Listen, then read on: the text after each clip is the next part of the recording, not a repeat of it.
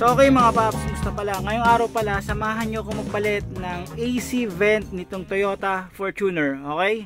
So nakita nyo naman yan mga paps, diba? Yan, sira na yan. Sa kabila, ano na rin, sira na rin. So may binili ako, eto. Yan, bumili ako ng ganito, dalawa, papalitan ko yan. Yung eto, okay pa naman, pero yung dalawang yun, yan, sira na yan. Yung isa lalo. So dalawa binili ko ganito. Ngayon sa pagpapalit nito, hindi hindi ganoon kadali, hindi ganoon natatanggalin mo 'yan. Yung pinaka-assembly no, tapos ikakabit mo lang 'to. Ang gagawin dito, kailangan talagang tanggalin yung yung headliner nitong Toyota Fortuner. Okay? So pag natanggal natin 'yan, doon natin matatanggal 'yan kasi meron yang sa likod naka-screw yan sa loob. Hindi ganoon kadaling matanggal 'yan. Kailangan talaga tanggal yung pinaka-headliner assembly. Ito, 'yan. Yan, tatanggalin ko yan. So mga paps, bago natin matanggal yung pinaka headliner, kailangan natin tanggalin ng ibang trim dito, kasi yung ibang trim dito nakakonect yan dito sa upper trim. So hindi natin, kailangan kasi natin tanggalin yung upper trim, kailangan natin para matanggal natin yung headliner. Etong upper trim na to, yan, nakakonect yan dito. Ngayon unahin ko, ito, dito sa side ng upuan, kasi yung plastic trim na to, isang buo yan, nakaharang to So may tatanggalin ako dito, yan, na screw dito. Saka sa kabila meron ding screw yan.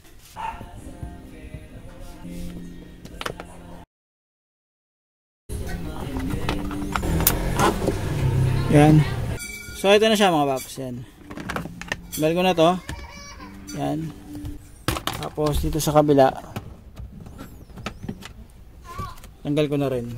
So yan, may bolt yan dito at saka may bolt din sa kabila. So ang sukat nito ay 14 mm.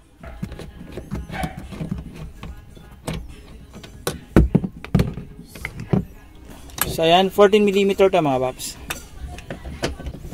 Ayan siya. Okay, so ayan, tanggal na.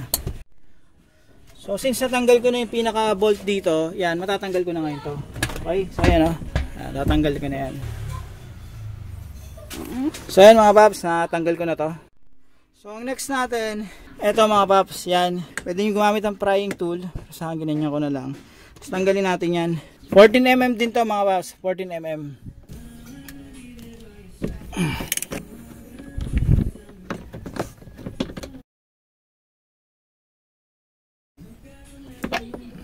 Tapos eto, yan, yan, screw. So ang next natin, eto mga paps, yan. So ito siya. So 14 rin, 14mm rin.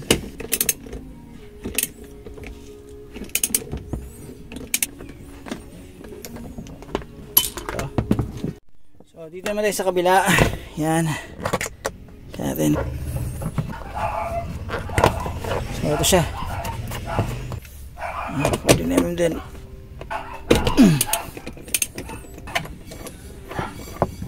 So yun siya.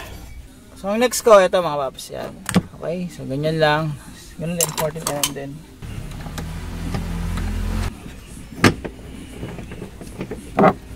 Yan. Ayan. So okay mga paps, ang next ko, itong side na to.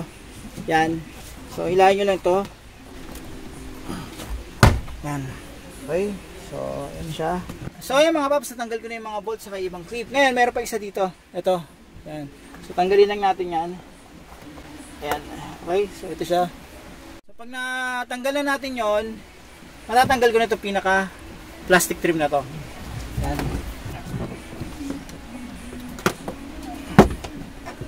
Ayan. Ayan. Dahan-dahan lang sa pagtatanggal nito, unti-unti lang. Ito, natanggal ko na itong part na to. Ayan.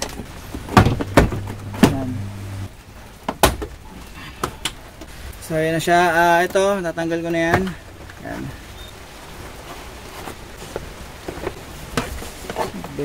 So ito na yung yung side trim. So kanina medyo nahirapan ako tanggalin dahil dito. So gawin nyo, tanggalin nyo lang yan, angat nyo para matanggal yung buo na side trim dito. So next natin, ito. Ngayon pwede nyo tanggalin rin to. Tanggalin nyo muna to. Ayan. Ayan. Kasi kung hindi ko tatanggalin yung nasa baba, baka masira lang kaya tinanggal ko na. Ganyan. Tapos ang next kong gagawin, ito. Yan. Tanggalin ko lang rin yan. Ayan. Hindi ko na siguro tatanggalin, okay na yan. So next natin, ito mga paps. Ito sa pagtanggal nito, kailangan natin i-pry muna to. Pag ganon. Ayan. So yan siya. Ayan. Okay, so ganun lang. So pag tanggalan natin yan, ganyan na natin, tanggalin na natin yung pinaka bolt dito. Okay, so meron naman yung positive na slot. Yan.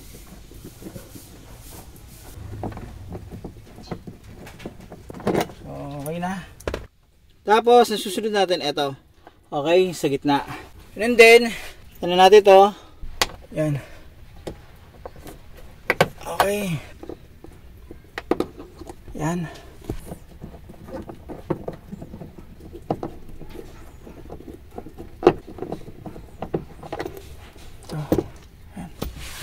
Next natin, ito mga paps. Yan. Yan. Yan siya. 14mm din.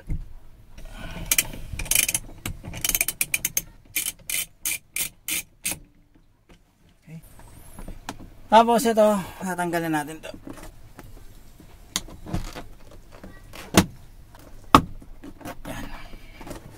Siya.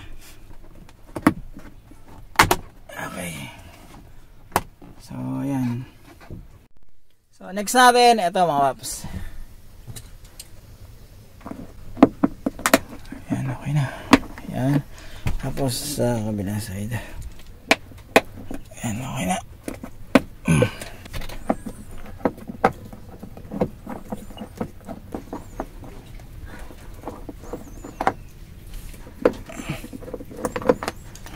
So, ang next natin mga paps, ito.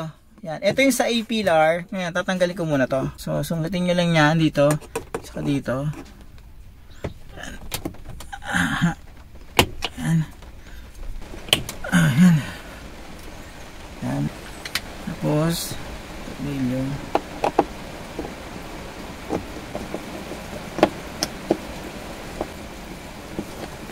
So, ayan siya. Tapos, matatanggal ko na yung A-pillar. Yan.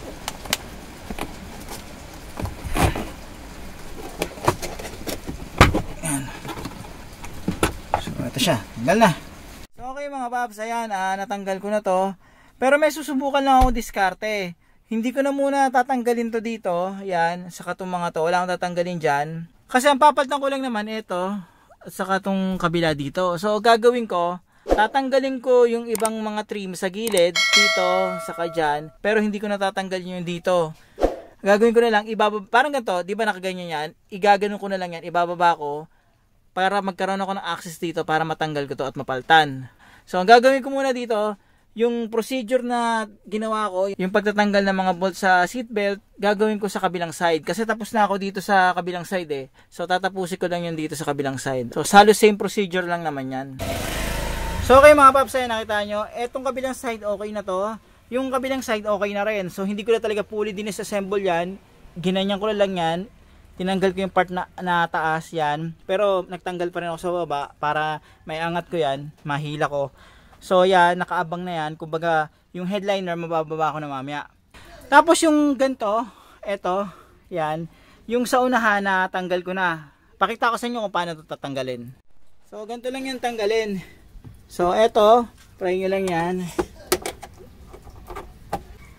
Tapos meron yan dito dalawang screw. Dito. Yan, at saka ito. Okay, so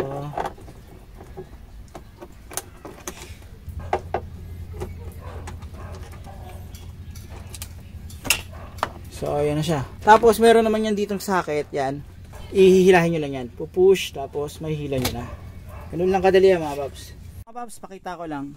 So ayan siya, tanggal na. Katulad na rin dito sa ano yan, sa kabila.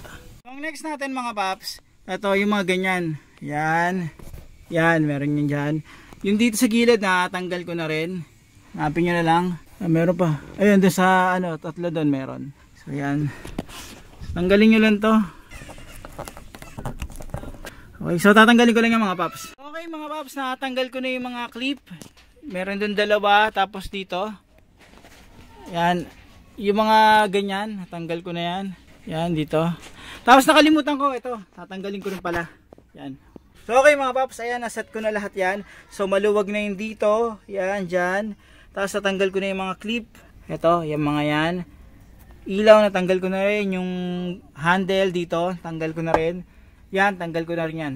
So ito, niluwagan ko na lang, hindi ko na tinanggal ng todo. Tatry ko na lang ipaano yan, ipababa. Ang goal ko lang naman is mapaltan yan. Yan, dalawang yan. Dapat may ibaba ko yan na ganun. So okay mga paps, ito tatanggalin ko na rin. Kasi baka mamaya mahirapan ako sa pagbaba eh. Okay? So ito tatanggalin ko saka yung sa kabilang side. So hiklatin nyo lang naman yan. So okay mga paps, ayan, nakita nyo ano na, natanggal ko na yung gilid. Yung dito sa side na to. Tapos sa kabilang side tinanggal ko na rin. Para kahit paano hindi hassle sa pagbababa ko. So ngayon okay na yan. Tatanggalin yung dapat tanggalin. Tatry ko na ito ibaba mga paps. So ayan siya.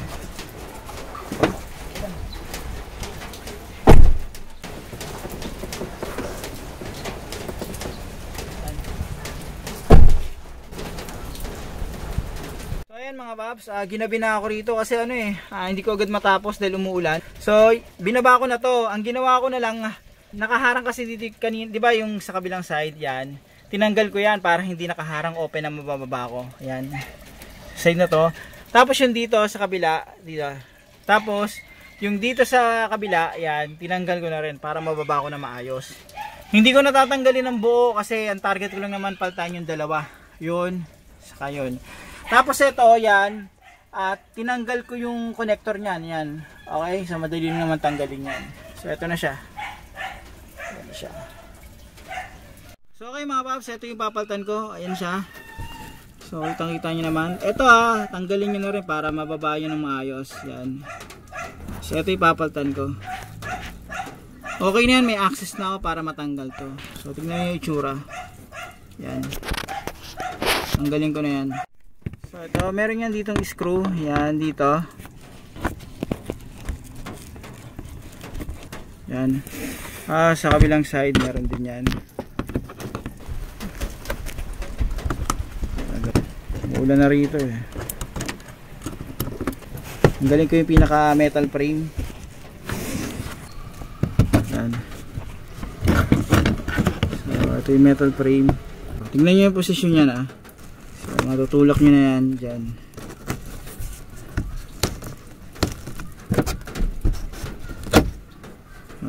So ito yung papalit ko mga paps. Ito siya. Yan. So dapat sakto yan. So ito may guide naman yan dito, hindi kayo magkakamali. Tignan nyo maigi Meron yan dito mga guide. Yan, nakikita nyo. So ito, yan, ito, dito dapat yan. So ganyan siya. Diba? Ayan tignan nyo, ayan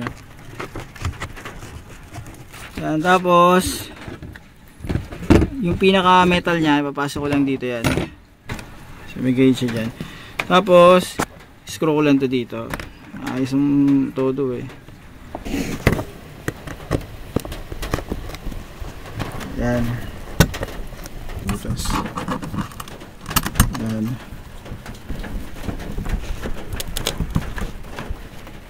Tapos dito sa kabila ganun din. So okay mga paps, yan, kakabit ko lang nito. Yan. So ganyan siya. Matigas. Yan. Okay, so ayan siya. Yan, ayos na. Kabila naman.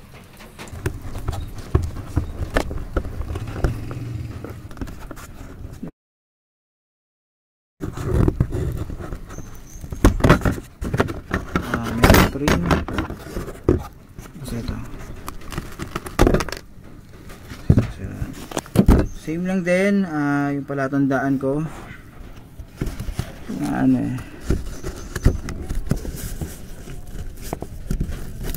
okay, yan, double check natin kung nakabuo na maayos. Okay, so pag nakabuo na maayos yan, tapos okay ko na to.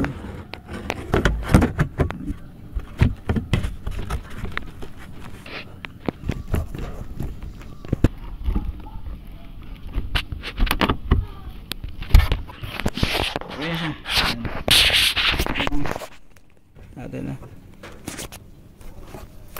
Yan. ano ba. Okay, so all goods na to. So okay mga paps, pag nakabit nyo na to, yan, all goods na, na-check nyo na rin ilalim, pwede nyo na ikabit yung connector na yan. Okay, tas ibabalik na natin yung pinaka headliner natin. So okay mga paps, ayan, nabalik ko na lahat. Hindi ko na napakita sa video kasi ano reverse order lang naman ang pagtatanggal. Yan, bagong palit na. Ito yung ano, yung sira. So ayan, palitan ko na yan. Pakita ko sa inyo. So ito mga paps, ayan okay na. Yan. Yan, okay. So sarado. Bukas. Yan. Tapos na gagana.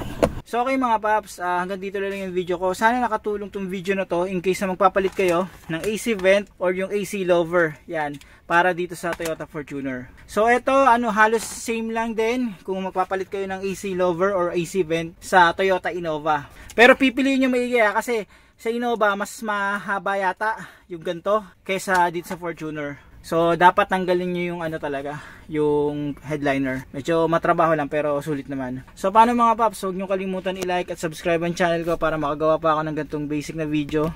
Huwag nyo rin kalimutan i-hit ang notification bell para updated kayo sa video na ginagawa ko. Paano mga paps, maraming salamat sa inyo.